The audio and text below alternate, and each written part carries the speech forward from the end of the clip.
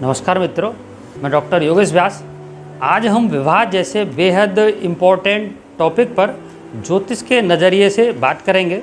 मित्रों, शादी व्यक्ति के जीवन का एक अहम मुद्दा होता है और हर व्यक्ति चाहता है कि एक सुंदर और सुलझे हुए जीवन साथी के साथ में उसका मधुर दाम्पत्य जीवन व्यतीत हो। तो आज के इस वीडियो में हम कुंडली में विवाह के योग, मधुर दाम्पत्य जीवन के योग, आपका जीवन साथी कैसा होगा, इन योगों के बारे में विस्तार से चर्चा करेंगे। मित्रों, वीडियो को लास्ट तक देखें और वीडियो उपयोगी लगे तो इसे लाइक करके चैनल को सब्सक्राइब करें।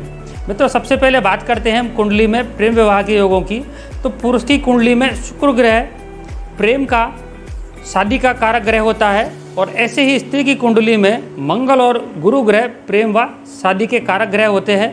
कुंडली में जब लग्नेश, पंचमेश, सप्तमेश, नवमेश का किसी भी प्रकार से परस्पर संबंध जब बन जाता है तो जातक का जो प्रेम है वो विवाह में परिणत हो जाता है।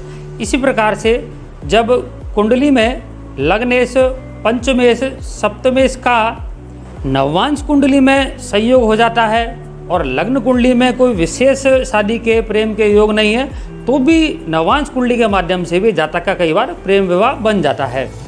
इसी प्रकार से चंद्रमा तथा शुक्र का लग्न या सप्तम भाव में होना भी प्रेम विवाह की ओर संकेत करता है।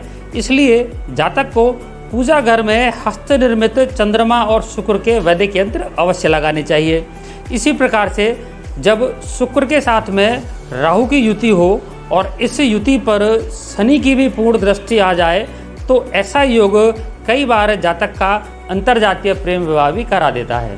तो बात करते हैं कुंडली में मधुर वैवाहिक जीवन के योगों की।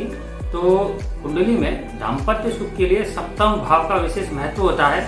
जब सप्तम भाव और सप्तमेश पर पाप ग्रहों का प्रभाव न होकर शुभ ग्रहों का प्रभाव होगा और सप्तमेश जब अशुभ भाव यानी कि 6-8 भारे में स्थित नहीं होगा तो दंपति को निश्चित ही वैवाहिक सुख प्रदान करेगा। इसी प्रकार से कुंडली में शुक्र, गुरु और चंद्रमा की मजबूत स्थिति होने पर भी जातक को वैवाहिक सुख की प्राप्ति होती है। ऐसे कुंडली में सप्तमेश की नवमेश के साथ केंद्र या त्रिकोण में युति हो और कुंडली में बुध, गुरु या शुक्र में से एक या फिर अधिक ग्रह जब उच्च राशि में स्थित होते हैं तो भी जातक को वैवाहिक सुख की प्राप्ति होती है। इसी प्रकार से कुंडली में द्वादश भाव, 12वां भाव कुंडली में शय्या सुख का भी होता है। तो द्वादश भाव और द्वादशेश जब अशुभ प्रभाव से युक्त नहीं होंगे, वहां पर शुभ ग्रहों का प्रभाव होगा तो जातक को वैवाहिक सुख के साथ ही शय्या सुख की भी निश्चित ही प्राप्ति होगी। ऐसे ही कुंडली में द्वितीय भाव और द्वितीय जब शुभ ग्रहों के प्रभाव में होते हैं, द्वितीय भाव में अशुभ ग्रह नहीं होते हैं तो जातक को वैवाहिक सुख के साथ में कुटुंब का सुख भी, परिवार का सुख भी निश्चित रूप से प्राप्त होता है। इसी प्रकार से कुंडली में जब दाम्पत्य सुख के नैसर्गिक जो कारक ग्रह है, जैसे कि वर की कुंडली में शुक्र है एवं कन्या की कुंडली में गुरु ग्रह है, तो ये जब पाप ग्रहों से रहित होते हैं, मजबूत स्थिति में केंद्र त्रिकोण में जाकर बैठते हैं तो ये निश्चित ही जातक को वैवाहिक सुख प्रदान करते हैं। तो व्यक्ति को अपने पूजा घर में गुरु व शुक्र के वैदिक यंत्र अवश्य लगाने चाहिए। तो मित्रों, बात करते हैं कि आपका जीवन साथी कैसा होगा। तो कुंडली का जो 7वां घर है वो शादी का, विवाह का घर होता है। यदि गुरु से 7वें घर में शुक्र बैठा है तो आपको सुंदर जीवन साथी की प्राप्ति होगी। इसी प्रकार से यदि गुरु पाप ग्रह से रहित सप्तमेश को शुक्र ग्रह देख रहा है तो भी आपको सुंदर पत्नी की प्राप्ति होगी।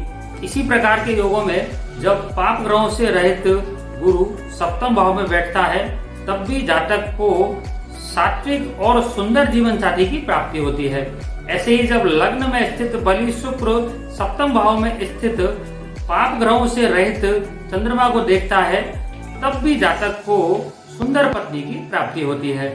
ऐसे ही कुंडली में अगर शुक्र सप्तम भाव में तुला, वृष या कर्क राशि में स्थित हो तब भी व्यक्ति की जो पत्नी है वो श्वेत वर्ण एवं आकर्षक नयन नक्शों से युक्त होती है। इसी प्रकार से स्त्री की बात करें तो स्त्री की कुंडली में बुध और शुक्र जब लग्न में बैठते हैं तो वह जातिका कमनीय देह वाली, कलायुक्त, बुद्धिमती और पतिप्रिया होती है। इसी प्रकार से जब कन्या की कुंडली में सप्तम भाव में पाप रहित शुभ ग्रह स्थित हो तो भी कन्या गुणवती, पति का स्नेह प्राप्त करने वाली और सौभाग्यशाली होती है। तो मित्रों, दंपति के द्वारा आपसी प्रेम को बढ़ाने के लिए अपने पूजा घर में हस्त निर्मित गुरु व शुक्र के वैदिक यंत्र की स्थापना करना बेहद शुभ परिणाम देती है। इसी प्रकार से चंद्रमा वैवाहिक सुख प्रदान करने वाला ग्रह है, इसलिए चंद्र के वैदिक यंत्र की स्थापना भी उत्तम वैवाहिक सुख प्रदान करती है। ऐसे ही घर के वास्तु दोषों को कम करने के लिए हस्त निर्मित संपूर्ण वास्तु यंत्र को पूजा घर में लगाने पर आपसी प्रेम व वैवाहिक सुख में वृद्धि होती है। इसी प्रकार से दंपति द्वारा अपने बेडरूम में सकारात्मक ऊर्जा के निरंतर प्रवाह के लिए रत्न जड़ित स्फटिक पॉजिटिव एनर्जी टावर की स्थापना करने पर भी आपसी प्रेम व सामंजस्य में वृद्धि देखने को मिलती है। इस प्रकार से आप भी इन आसान और प्रभावी उपायों के द्वारा अपने वैवाहिक जीवन को बेहद सुखद एवं तनाव रहित बना सकते हैं। और इन सभी उपयोगी यंत्रों की डिटेल आपको इस वीडियो के नीचे मिल जाएगी। मित्रों, ऐसे ही ज्योतिष एवं वास्तु से संबंधित महत्वपूर्ण एवं उपयोगी वीडियो देखने के लिए आप हमारे चैनल को लाइक और सब्सक्राइब करें। जन्म कुंडली और वास्तुशास्त्र से संबंधित समस्याओं के समाधान के लिए आप हमसे ऑनलाइन हमारी वेबसाइट astrologeryogesh.com के माध्यम से भी संपर्क कर सकते हैं। धन्यवाद।